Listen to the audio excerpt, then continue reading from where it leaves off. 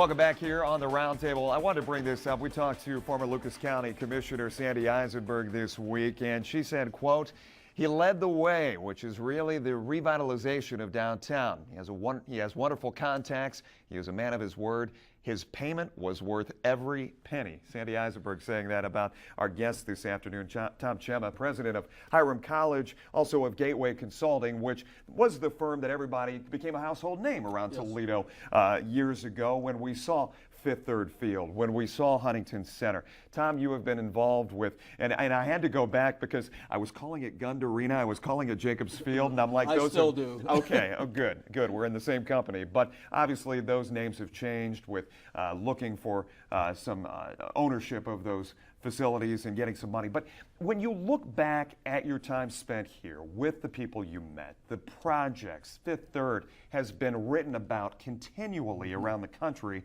The players talk about it as far as how much. We're looking through our live action cam downtown Toledo there at the field. But you've got to be happy with what was done here. But is there that part of you from afar that you're like, there's so much more that Toledo could be? Oh, absolutely. You know, we thought that the ballpark and the arena would be catalysts, and I think they have. They've done what we had expected and more, because they brought way more people downtown than anyone really expected. The Mud Hens record is terrific. Did those two pieces of work by you, did they save Toledo through this recession, downtown Toledo specifically? Well, it wasn't by me. I was in the leadership role, but this was a wonderful community team effort. Sandy and her colleagues on the county commissioners, folks in the mayor's office, and there were successive people in all these offices, and the business community. It was a real collaborative effort here in Toledo. And yeah, I think it did save downtown. The recession would have hit hard, as we know, but it would have even been worse. Downtowns, you don't need them for business anymore. You don't need them for the old reasons we had cities. What you need them for is to allow people to come together and to socialize. And much of that is around sports or cultural activities. And Toledo, it was the sports activities that I think allowed downtown to remain vibrant. And still is important? Extremely, and it's going to be for the foreseeable future. You know, we used to have cities to defend us. You know, it was the fortress. Well, that's gone away. Then we had cities during the Industrial Revolution, because you needed to have the mass of people come in on the assembly lines. Well, that's changed. And now the city's role really is to bring us together and allow us to have that human interaction. And sports, cultural activity, the arts, just having fun. And of course, I think people living in downtowns are key. And that is one area where I think Toledo still has not hit the home run, but I think there's possibilities. You know, we need to have more people living in the downtown in order to have a real neighborhood here. You said you have not been contacted by the Bell administration, and you said that's fine. But when you look at the deal with the Chinese investors to take the Marina District over, good idea, bad idea, indifferent? Well, I'm indifferent to who takes it over. I think the idea was a good idea and still is a good idea. And in some time. That idea being what?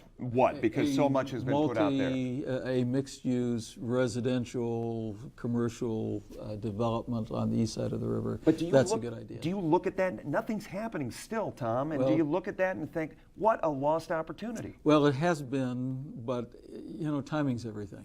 And every time it seemed that that project was about to move, some external force happened. I mean, who predicted what was going to happen to us in 08, 09? You know, that was just a very difficult time, and we haven't really fully recovered from that.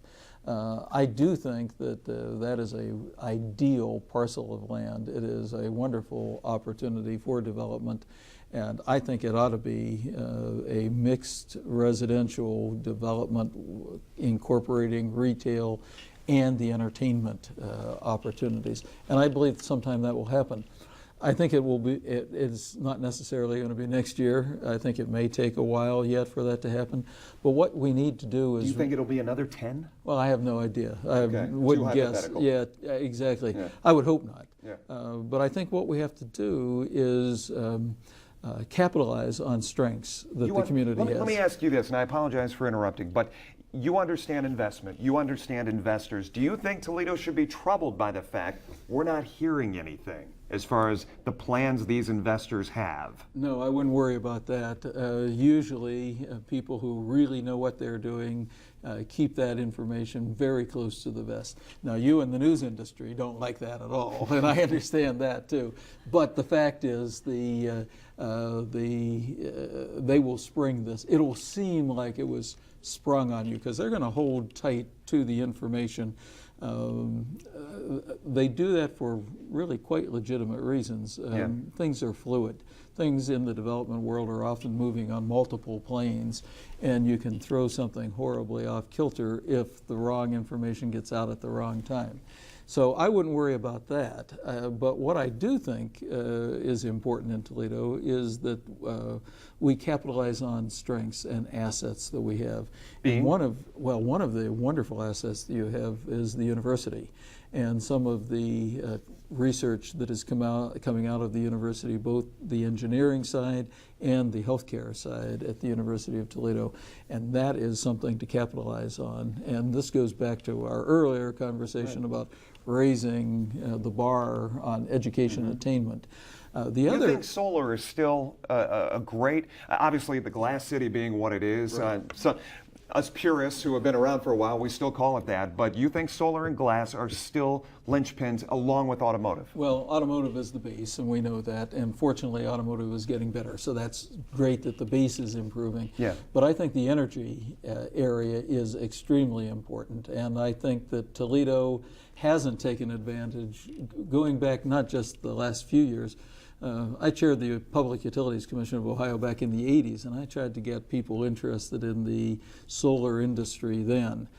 Not that Ohio is a hotbed of solar power, but we are a hotbed of glass, and we make the equipment that manufactures the glass, and that is a big deal worldwide. And we should see ourselves as a world supplier of that product and not let other regions of the world take over an advantage that we once had. You got about 30 seconds, Tom. You said sports is so key to this area. Is there another venue that needs to happen here in Toledo? Well, I don't know what it would be shortly or in the short term. It's hard. Maybe. Well, yeah, but that would be a small venue. That would not be a big deal. No, I think that you have the two venues that you need, and they're positioned right where you need them to be, that in the heart of downtown, and they play off each other.